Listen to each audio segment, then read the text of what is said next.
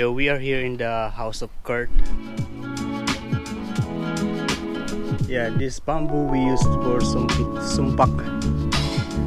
Very good. Yeah, this is the house of Kurt. Very good. This is my very first time in the Australian house. Whoa, look at this. This is the singer. Oh man. No, I don't know. Like, I thought we were going on the beach. Yeah, I always want. We are. What this do? Like. This one, this. Pop filter if you're like Filter. spitting. Yeah. For the It stops it sounding like you're whispering in your ear. Yeah. You know, it's like gives Like it a bit of filters depth. give more clarity on your vocals. also this recording. Yeah, I picked this up from like junk shop. It's just like For the audio also, for music also. yeah, there's a bit on that too. Yeah, all these are music instrument. Related things. Nice.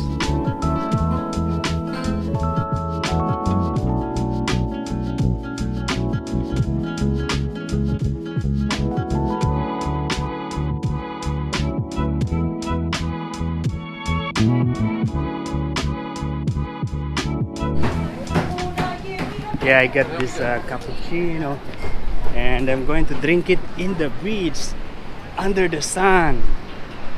Yeah, some people maybe going to say, "Oh, that guy is weird, drinking coffee under the sun, in the beach." If you can see the slipper shoes that I'm wearing, that is the one that a leader sent to me years ago. Yeah, it's free and it's really useful. I'm always using it whenever I'm in the whenever I'm coming to the beach. Yeah, that's Kurt and Inigo. I also bought bottled water for the three of us.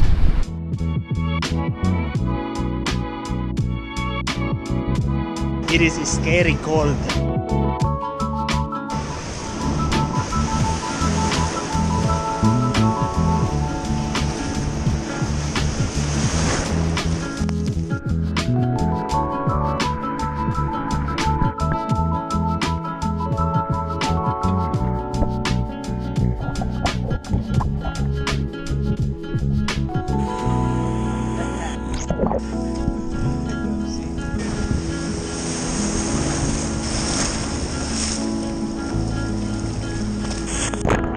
Look at this wakame.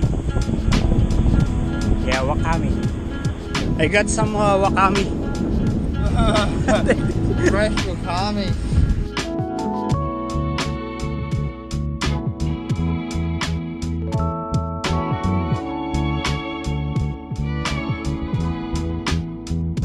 There is a fly. So where are we going? It's going to die there.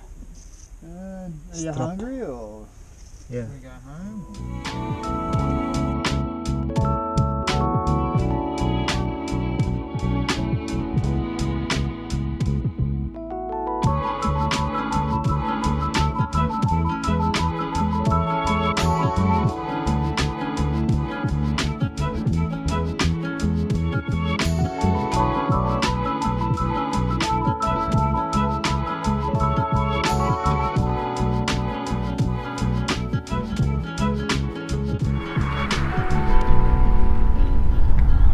Yo, we are going to work now. Nice weather today. It's like this. The water is sparkling in there. She's knocking around. 1:20 when I left the house, and my duty today is 2 o'clock. Rafael starts to work at 12 o'clock.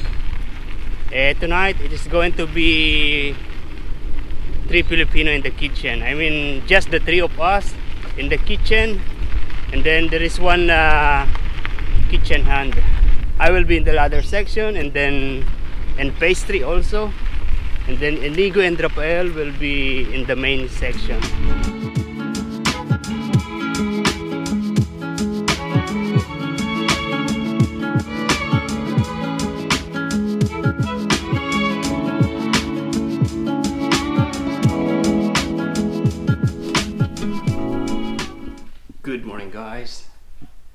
Yeah, it is now almost 10 o'clock.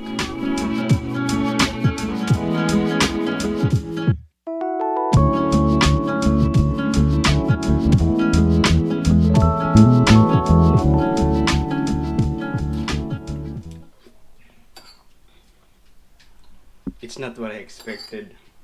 I don't really like but it's okay. Yeah, this is the taste of the like a tomato soup that I am tasting in some restaurant. In my previous restaurant, in the previous restaurant. Tastes like that, not really my kind of taste. But it's okay.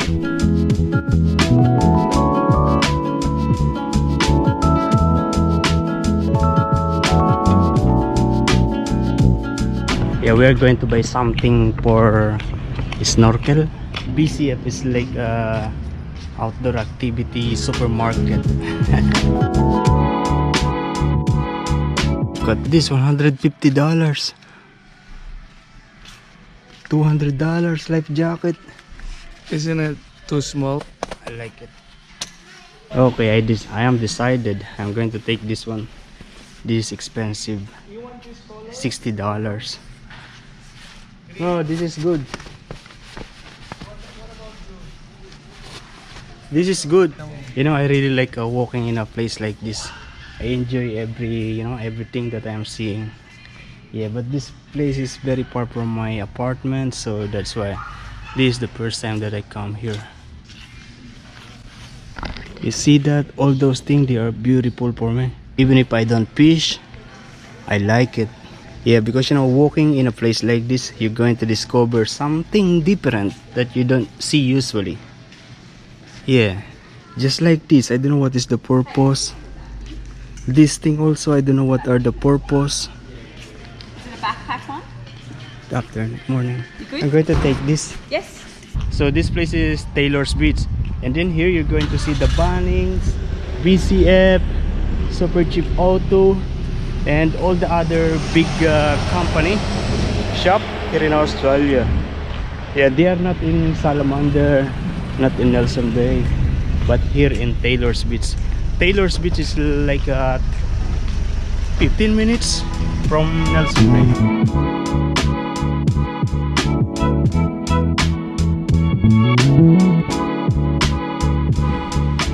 Kita nila ito, okay lang? Yeah, we are at the moment here in... I forgot the name. Yeah, I forgot the name, but we are always here. I'm always showing you this place in the video, So we are here and we're going to walk in the water. I'm using the GoPro Hero Session. You'll notice that because the sound is really not that clear. Maybe that clear, but there's a wind noise. This is the way you walk because for you not to see the way.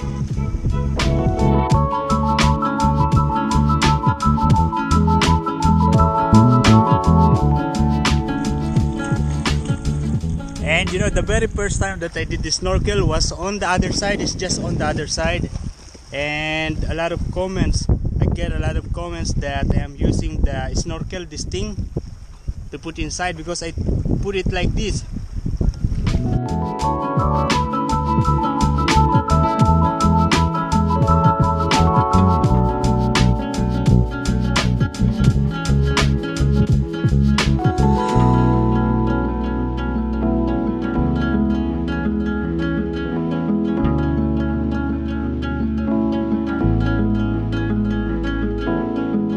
Yeah, as expected, the same like what I am telling you before. When you go underwater, it is amazing, but it is scary. Yeah, it's like a different world. If it is your first time under the water, you see those things very big. It's scary, really.